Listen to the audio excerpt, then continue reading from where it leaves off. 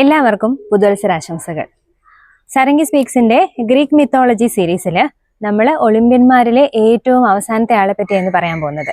ഇന്നത്തെ നമ്മുടെ ദേവൻ ഡയനീഷ്യസ് ആണ്, ഗ്രീക്കുകാരുടെ വീഞ്ഞിന്റെയും ഉന്മാദത്തിന്റെയും ദേവൻ. എല്ലാവർക്കും ഡയനീഷ്യസിന്റെ കഥകളിലേക്ക് സ്വാഗതം. ഡയനീഷ്യസിന്റെ മാതാപിതാക്കൾ ആരൊക്കെയാ? പതിവ് പോലെ തന്നെ സ്യൂസ് ആണ് പിതാവ്.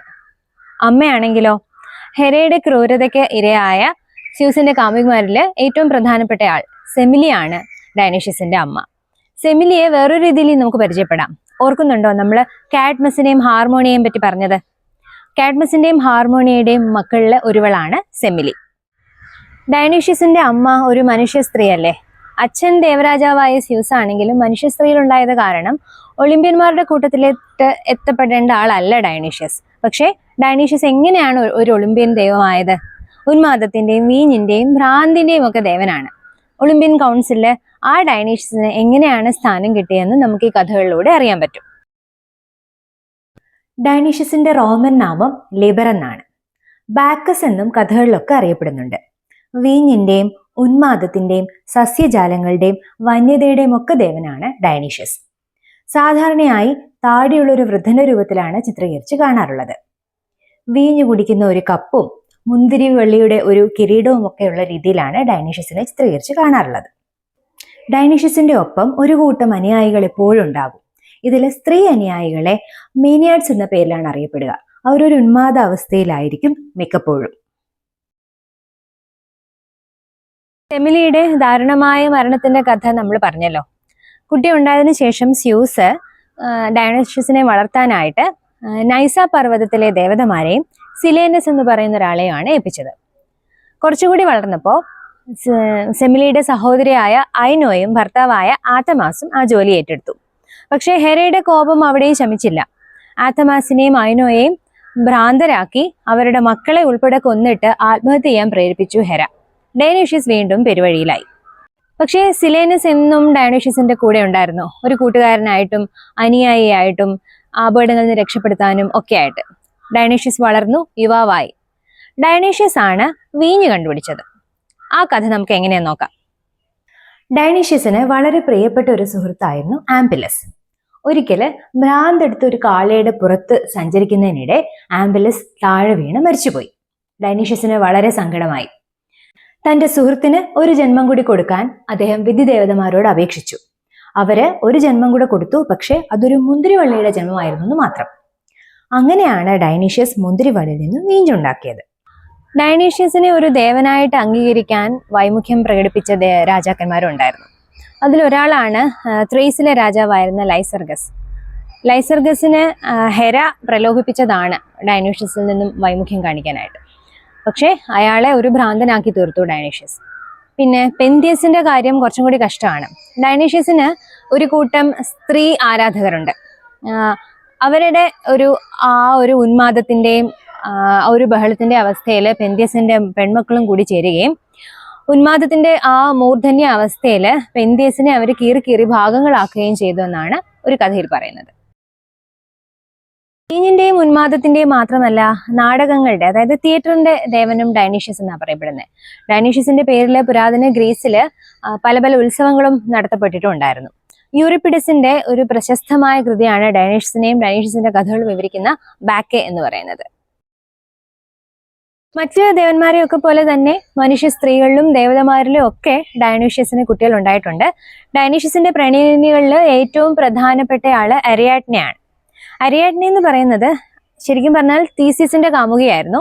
തീസിയസിലെ മിനോട്ടോറിനെയൊക്കെ വധിച്ച തീസിയസ്, ഗ്രീക്ക് വീരന്മാരെ പറ്റി പറയുമ്പോൾ നമ്മൾ തീസിയസിനെ പറ്റി പറയുന്നുണ്ട്. തീസിയസിന് മിനോട്ടോറിനെ കൊല്ലാൻ വേണ്ടി ഒരു പ്രധാന സഹായിയായിട്ട് നിന്നിരുന്നത് അരിയാഡ്നെ ആയിരുന്നു. പക്ഷെ അരിയാഡ്നെയെ ഒരു ദ്വീപിൽ ഉപേക്ഷിച്ച് പോവുകയാണ് തീസിയസ് എന്നത്. ഡയനീഷ്യസ് അവിടെ എത്തിയപ്പോൾ അരിയാഡ്നയുടെ സൗന്ദര്യത്തിൽ മയങ്ങി തന്റെ ഭാര്യയാക്കി അവരെ ദീർഘകാലം ഒരുമിച്ച് താമസിച്ചു.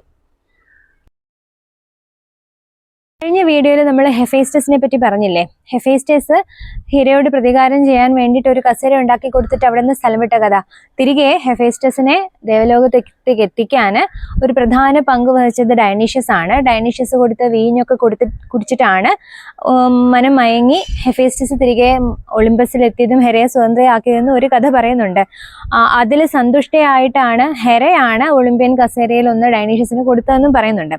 പക്ഷെ ആ കഥ അത്രയ്ക്ക് വിശ്വാസയോഗ്യമല്ല. കാരണം സെമിലിയെയും സെമിലിക്കുണ്ടായ കുട്ടിയെയും തന്നാൽ കഴിയുന്ന അത്രയും ദ്രോഹിച്ച ഹെര അവന് ഒളിമ്പസിലെ ഒരു സ്ഥാനം കൊടുക്കാമെന്ന് വിചാരിക്കുന്നത് ഒരു മണ്ടത്തരമല്ലേ. ദേവനാണെങ്കിലും കുറെ കൂടെ മനുഷ്യന്മാരോട് അടുത്ത് നിൽക്കുന്ന കഥകളാണ് ഡയനീഷ്യസിന്റെ. ഡയനീഷ്യസ് തന്റെ കാലങ്ങൾ വളരെയധികം ഭൂമിയിൽ ചെലവഴിച്ച ശേഷമാണ് ഒളിമ്പസിലേക്ക് എത്തിയതും ദേവന്മാരുടെ കൂട്ടത്തിൽ പെട്ടതും. അതുകൊണ്ട് തന്നെ ഡയനീഷ്യസിന്റെ കഥകൾക്ക് കുറച്ചും കൂടി ഒരു മനുഷ്യാംശം കൂടുതലാണ്. ഡയനീഷ്യസിന് ഇന്ത്യയായിട്ട് ബന്ധമുണ്ട്. ഇന്ത്യയിൽ വന്ന് അന്നത്തെ ഇന്ത്യയിലെ രാജാക്കന്മാരുമായിട്ട് യുദ്ധം ചെയ്തതും അവരെ എല്ലാം തോൽപ്പിച്ച ശേഷം ഒരു നദി മൊത്തം വീഞ്ഞാക്കി മാറ്റിയെന്നും ആ വീഞ്ഞ് കുടിച്ച് രാജാക്കന്മാർ മയങ്ങിപ്പോയെന്നും അവരെ ഡയനീഷ്യസ് ബന്ധനസ്ഥിലാക്കിയോ എന്നൊക്കെ കഥകൾ പറയുന്നുണ്ട്. നമ്മുടെ ഇന്ത്യ തന്നെയാണോ? ഇന്ത്യൻ ഇതിഹാസങ്ങളിലൊക്കെ അതിനെപ്പറ്റി സൂചിപ്പിക്കുന്നുണ്ടോ എന്ന് അത്ര വ്യക്തമല്ല. ഇൻഡസ് നദിയുടെ കാര്യമൊക്കെ പറയുന്നുണ്ട്, നമ്മുടെ സിന്ധു നദി. അപ്പോൾ ആ ഭൂപ്രദേശം ഒരുപക്ഷെ ഇന്ത്യ തന്നെ ആയിരിക്കാം. പക്ഷെ ഈ കഥയിൽ എത്രത്തോളം സത്യമുണ്ടെന്നുള്ള കാര്യത്തിന് തെളിവില്ല. കുറെ കടൽ കൊള്ളക്കാര് ഡയനീഷ്യസിനെ തട്ടിക്കൊണ്ടുപോയ ഒരു കഥയും പറഞ്ഞു കേൾക്കാറുണ്ട്. തട്ടിക്കൊണ്ടുപോയ ആൾക്കാർക്ക് ഇദ്ദേഹം വീഞ്ഞിന്റെ ദേവനെന്ന് അറിയത്തില്ലായിരുന്നു. ബോധം കെട്ട് കിടന്നിരുന്ന ഡയനീഷ്യസ് ഉണർന്നപ്പോൾ ആ കപ്പലിൽ മൊത്തം മുന്തിരിവള്ളികളാക്കുകയും അതിൽ നിന്ന് വീഞ്ഞുണ്ടാക്കുകയും പേടിച്ചു പോയ വീഞ്ഞുണ്ടാക്കിയെന്ന് മാത്രമല്ല ഒരുപാട് വന്യമൃഗങ്ങൾ ആ കപ്പലിൽ നിറയുകയും ചെയ്തു. ഡയനീഷ്യസ് ദേവനല്ലേ, ദേവന്റെ ആ രൂപം മാറാനുള്ള കഴിവും മറ്റു കഴിവുകളൊക്കെ ഉപയോഗിച്ചിട്ടാണ് ഈ വന്യമൃഗങ്ങളെയൊക്കെ ഉണ്ടാക്കിയത്. കപ്പലിലുണ്ടായിരുന്ന കൊള്ളക്കാരെല്ലാം പേടിച്ചു പോയി. എല്ലാവരോടും പേടിച്ച് നദിയിലേക്ക് ചാടി അവരെല്ലാം ഡോൾഫിനുകളായിട്ട് മാറിയെന്നും ഒരു കഥയിൽ പറയുന്നുണ്ട്. നോനസ് എന്ന് പറയുന്ന ഒരു കവിയുടെ ഡയണീസിയക്ക എന്ന് പറയുന്ന ഒരു പുസ്തകമുണ്ട്.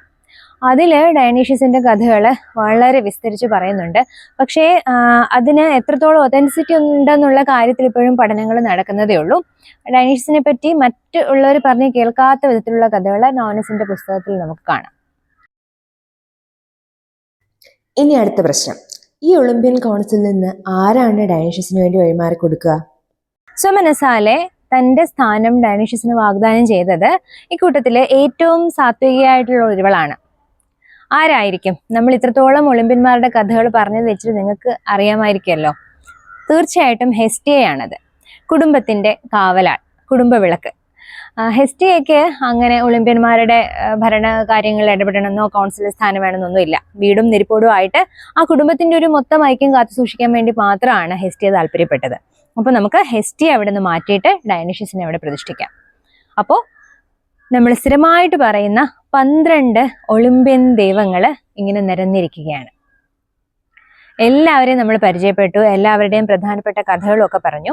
നമ്മൾ ഗ്രീക്ക് മിത്തോളജി തുടങ്ങിയപ്പോൾ ദേവന്മാരുടെ ഒറിജിന് ശേഷം, ടൈറ്റനോമാക്കിക്കും ശേഷം ഒളിമ്പ്യന്മാരെ പരിചയപ്പെടുത്താനുള്ള കഥകൾ തുടങ്ങാൻ കാരണം ഇവരുടെ ഒരു സ്വഭാവത്തിനെ പറ്റി ഒരു ബേസിക് ഐഡിയ ഉണ്ടെങ്കിൽ ഇനിയുള്ള കഥകളിൽ ഇവരുടെ പ്രതികരണങ്ങളും ഇവരുടെ ശക്തികൾ ഉപയോഗിക്കുന്നതിനെ പറ്റിയൊക്കെ നമുക്ക് ധാരണ കിട്ടുകയുള്ളൂ.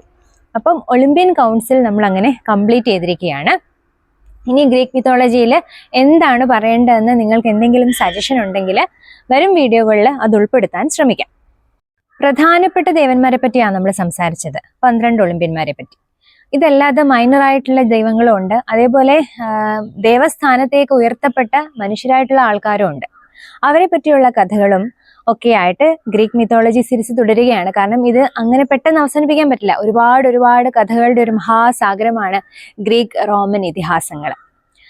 അപ്പോൾ അടുത്ത ഗ്രീക്ക് മിത്തോളജിയായിട്ട് ബന്ധപ്പെട്ട ഒരു കഥയുമായിട്ട് പുതിയ എപ്പിസോഡിൽ കാണും വരേക്കും keep watching Sarangi speaks. Take care. Bye bye.